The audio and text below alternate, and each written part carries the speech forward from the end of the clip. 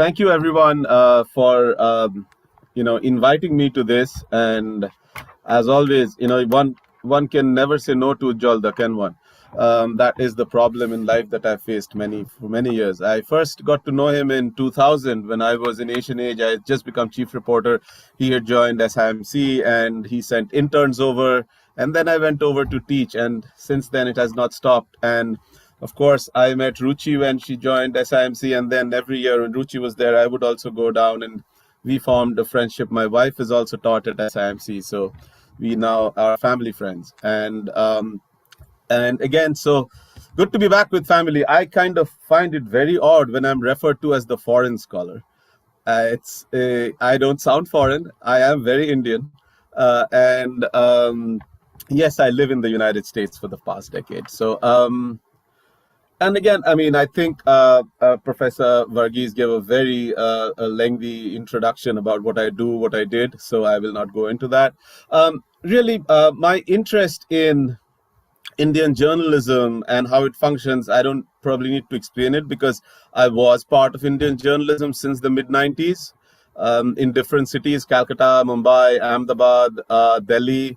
I have worked for, reported, edited and I'm transitioned from print.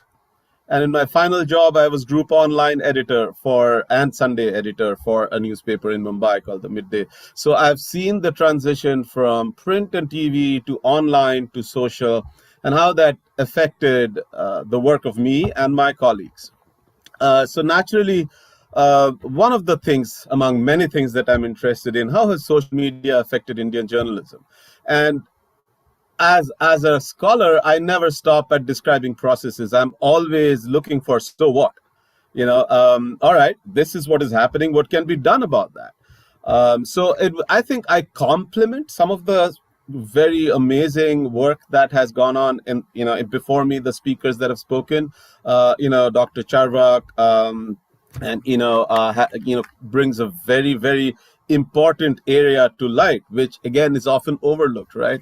And one of my works again looks at journalism from the margins. How do people in the margins everywhere, how do they react to information? How can we make information more meaningful to people and who we don't really care about because they don't belong in the newsrooms either, so we don't have information about them. But for this today's talk, and of course this lack of time, so I'll try and make it very short. This is actually something that I'm making into a book, hopefully early next year. It's called Breaking Now: Social Media's Impact on Indian Journalism. And I just want to give you some insights. I may share the screen so that if I am too fast or if my voice breaks, you can at least get what is going on. But I hate PowerPoint, so I will not really talk about the PowerPoints. Okay, I'm just going to talk about it generally, and I'll be fast because I know I have 15 minutes. So this is what it is really about. And the reason I talk about journalism in India and how has social media impacted Indian journalism, one of the things to keep in mind is a lot of people have studied Indian journalism from an audience perspective, and that is very important. How do audiences understand journalism? Do we trust media or not? And some of the topics today have touched upon that. Ruchi spoke about the idea of democracy being contested, and what is democratic for one is oppressive for the other. So we have to look at it from both sides, and journalism. Mr. Matthews spoke about how the media should self-regulate. And while I kind of agree with 99% of what he said, one of the things that I argue is that an ideal media self-regulation is an utopian concept. And how we can come out of that and still say, physician, heal thyself. How can the media, how can journalism still look at itself and answer some of these troubling questions? I know Dr. Charvak talked about ownership patterns in media politics nexus and gave this extremely brilliant framework of what should be done, from a government policy perspective. I look at it from the other side. While we are fighting that battle, what can journalism itself do? Okay, and I start by saying, well, perceptions matter, right? So how journalists think of their work is also very important.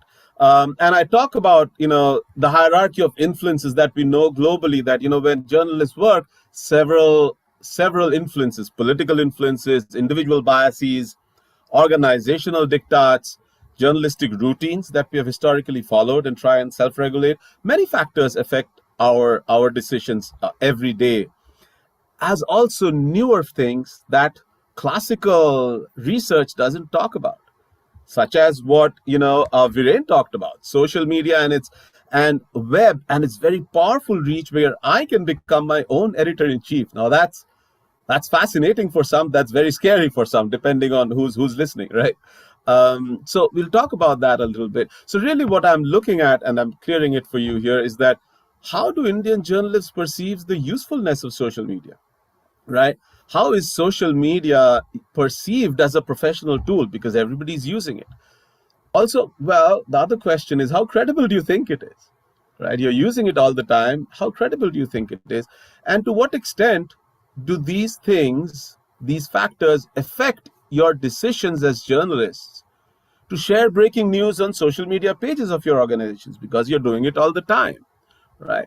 And I also, based on so many other people before me who worked on this, I kind of assumed, I hypothesized that all these factors, individual biases, journalistic routines, such as, is it relevant, is it timely, is it sensational enough, organizational rules and diktats, other pressures like advertisers, government sources, politicians, and ideological factors, all these would affect our decisions.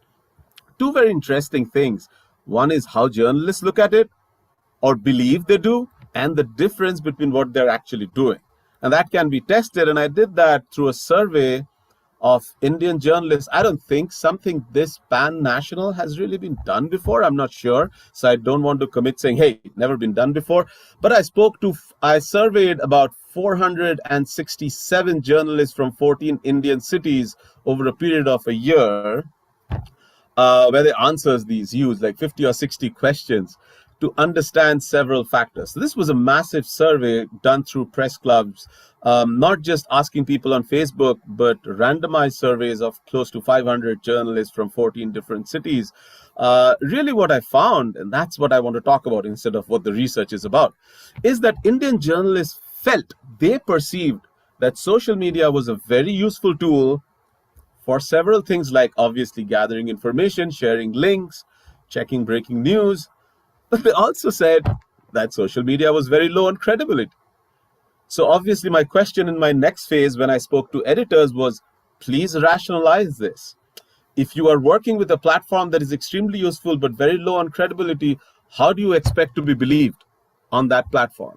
Because people and audiences who are consuming it also think social media very often is misleading news. I don't like to use the term fake news always, because that's a very different ballgame.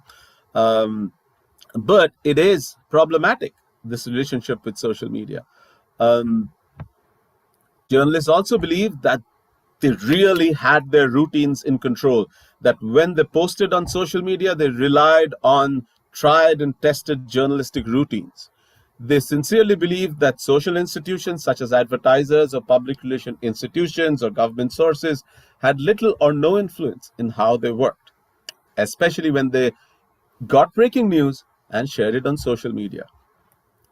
But when I ran tests to see the relationship, right, instead of just asking them, I found that mainly journalists posted on social media because they found it useful. And this to me, this is problematic. And this is the question I took to editors, 25 editors, saying, are you using a platform because you think it is useful?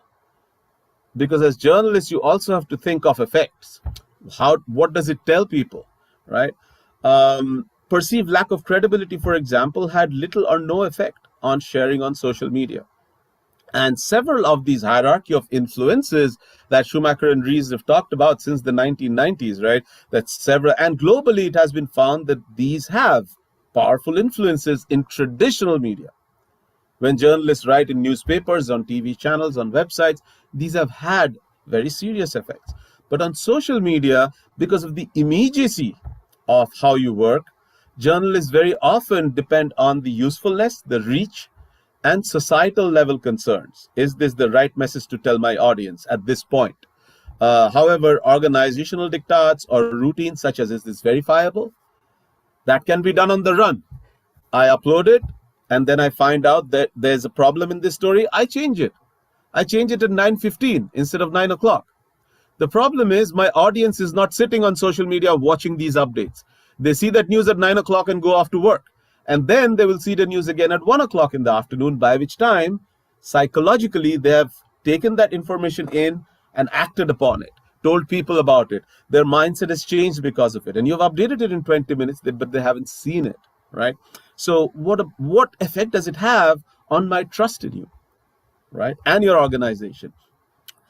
Other problematic areas, like at the macro level on social media, when journalists share breaking news, they value business concerns higher than audience concerns. I have all the boring metrics on which I measured it. I can happily share those with you. Like, what do you mean by business concerns? So there were 5 items that measured business concern and 5 items that measured audience concern. Business concern scored higher than audience concern. I've mentioned some examples of profit motives like subscribers, clicks, stickability scored higher than what's good for audience. So really, I took these lessons that hierarchy of model is still critical to understanding how journalists work, but new and unique influences are being reported by journalists in India. These relatively unique influences were not part of what we considered in traditional journalism when we talked about this is what newspapers should be doing, such as usefulness of platform. Now, you ran a newspaper, right? But here I'm thinking, should I post this on Instagram or Twitter? Should I post this on Facebook? Because it depends on where I'm posting, what I'm posting. More images, a link, longer post. Do I want to engage people in debate or do I want people to share? Also, what time I'm posting, morning or evening. I want to make Americans read it. I'll post it at a certain time for an Indian audience, right? So those kind of things are new. In a newspaper, in a magazine, in a TV channel, you were not thinking of these things so much. Page view race, right? These were not there. Perceived usefulness is a big factor that was not considered there. I mean, usefulness of a newspaper, of a TV channel, it exists. But now you think of which one is more useful for me, at what time, in what context. Okay, so I took these questions in my second phase to 25 editors across 6 Indian cities and asked them 3 broad questions. One is to compliment, hey, what's going on? Can you explain the effects of social media? Next, what do you think are the big challenges for journalism because of the way social media breaks news today? And then finally, the so what can we do about it questions. What are some ways you think you're going to address some of the challenges that journalism faces? Because globally, as well as in India, as Dr. Charvak's data from, also showed that trust in media is at all-time low and media freedom is being threatened. At one level, our fight with the governments and agencies that are trying to throttle journalism is going on. But at the other level, as Mr. Matthew mentioned, can we also do some self-regulation? Can we also bring in some training, not only into journalism, but into journalism schools, so we can look forward to better days? 3 broad themes emerge, and I'll take just 5 more minutes. One is, so I asked them, how have social media affected journalism in India? 3 broad themes emerged. One is that social media is extremely useful for journalists to source information. Yesterday, I had to go, in the 90s when I began, if something happened, I had to go talk to someone. And if somebody was, big, they would say, come after 2 days or come at 10 o'clock. Now I can live tweet people. I can do direct tweets and get answers immediately from people. I've done that myself. Like, I remember when Lalit Modi, went away during the IPL fiasco and we needed to do a story. I was tweeting with Lalit Modi at 10 o'clock, 11 o'clock at night and getting his direct quotes, which I could use in my story. Now imagine saying, can I come over and talk to you? So it's very useful for engagement, as Viren mentioned, right? See the way we can engage with audiences today. See how yesterday I wrote a story, people didn't like it, they wrote a letter. I decided to put that into the dustbin, the letter was dead. Today I write a bad story, I have 10 minutes to correct myself, otherwise I'm in trouble. Because people are engaging with me, and by engaging with them, I'm also building trust. Here is how I've done this story, right? See, I'm a human being. And it's also useful for better research stories. At the same time, journalists and editors were very conscious that it's a double-headed monster like everything else. Social media can also adversely affect us if we are not careful, because our values go for a toss. If I have to upload everything every 5 minutes, where is my verification? Where is the chance to verify? Or am I happy uploading it and updating it every 10 minutes, hoping and praying people are also following me every 10 minutes? Often we come across, everybody is an editor-in-chief, right? So we come across people who are not as ethical as you or me. And whereas if I work for Times of India, however bad I am, there are people above me who can correct me and find out my problems and say, this won't go. When I'm running my own channel with 500,000 followers, I post what I want, like the former president of where I live. And accuracy often is sacrificed at the altar of speed. So what are some challenges that face us? One, technology is amazing, but it's untrustworthy because of the people involved in technology, right?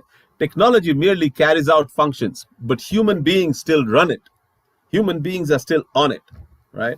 Also, they have threatened journalistic norms and practices. Age-old practices of being able to verify information, of being concerned about what my audience is about, are changing to clickbaits. And how many will click on this story? So, hey, that's a farmer dead. Who's going to read it? This is Katrina Kaif getting married. Millions will read it. Which one am I going to post, right? So we are often making decisions that are contrary to the norms that we practiced before. I'm not talking about good and bad. I'm not sitting in judgment here. I'm saying these are posing challenges. And also on social media, where are the guidelines? Where is the existing knowledge of what is ethical, what is not? The Press Council of India has guidelines for journalism. How much of that applies to social media? Who's going to apply that? What do we know about these guidelines? We don't. So each organization follows their own guidelines. And that is posing a threat, because as audience members, audience people are not getting uniform information, uniform standards. And so therefore, they're constantly losing trust, right? So obviously that brings us to the last question: what can be done? Like Lenin said, what is to be done, right? So one of the things is training and education inside news organization, and it's beginning with places like SIMC and several other places that all of you, Asian College and many others.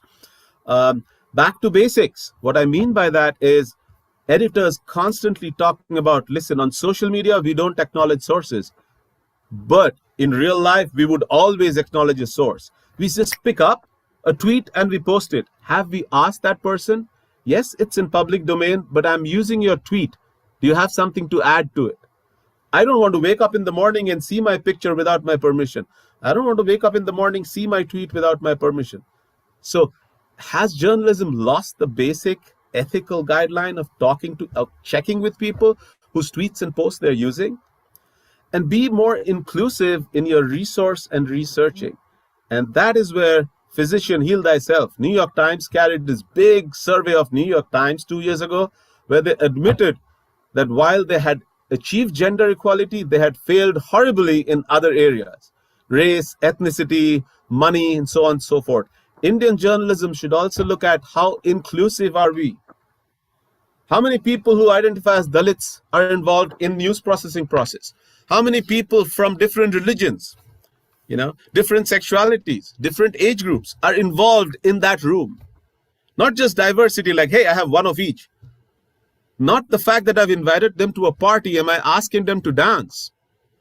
Are they feeling included, or are they sitting in a corner, right? That is what journalism must do if journalism has to have trust of the greater, larger community instead of this minuscule minority elite that reads and feeds off itself. Change is happening as we speak. Several new AIs are being, invented. Several new platforms are being invented. And of course, we have to adapt with the times. And finally, I'll end with this. What does this do? I'll go beyond this theoretical aspect, but talk really about implied effects for journalism today, implications for journalists. We need to re-examine the use of social media and how they're affecting good journalism. So journalists must be better trained in social media usage and rules. News organizations must give journalists time to learn and engage with social media and learn how to use it more efficiently. Like, don't pressurize them. Give them 2 months to research social media, come up with a list of, here are 100 people who tweet and whose tweets are authentic. They don't lie. These are good Twitter sources. These are bad Twitter sources. We need to do that research to come up with our list just as we would do as journalists in the good old days. Here are reliable people we can call up or meet, right? Use social media to be transparent. Journalists only like and engage with people who love their stories. The trolls and the critiques we delete. We are as dictatorial on social media as our owners are in the press. How can we be different? So when I'm writing a story, one of the things that I tell my students to do is, as they go and become journalists, hey, tell them in your blogs how you did this story. What were the failures when you did it? Sound human. Here are the quotes I couldn't give in my 500 words. Here's what happened. And when they criticize you, engage with them. There is another study that I had published which showed that when journalists engaged with those that criticized them, their level of criticism dropped and they were more likely to come on the same page and talk to the journalist because they were so happy that somebody like a journalist who's a big editor had still talking to them. So it kind of negotiates that communication when you engage with people and you become more credible. You're willing to take criticism, right? So you use it to be transparent, consider responding to comments. And as media managers, as educators, allow reporters and editors more time to pursue digital and social media engagement that may not immediately impact the bottom line. Don't link everything to the bottom line in the short run. This is a long playing game. Social media is not going away.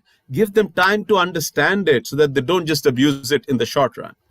Create a rule book, and this may be PCI, this may be a policy decision of language, ethics, and social media reporting guidelines, because without those guidelines, what are we going to teach students? Where are the guidelines? We are making them up almost like creating theory. We need more concrete guidelines. To keep journalists in check, link social media journalistic practices to performance review. Just like your annual review and promotion relates to how many stories you did, what work you've done. Even if it's somebody's personal social media, link it to performance review.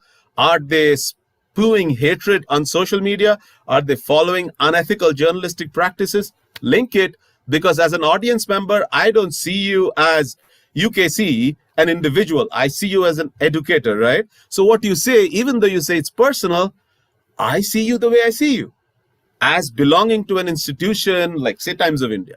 So link it, because your reputation as an organization is linked.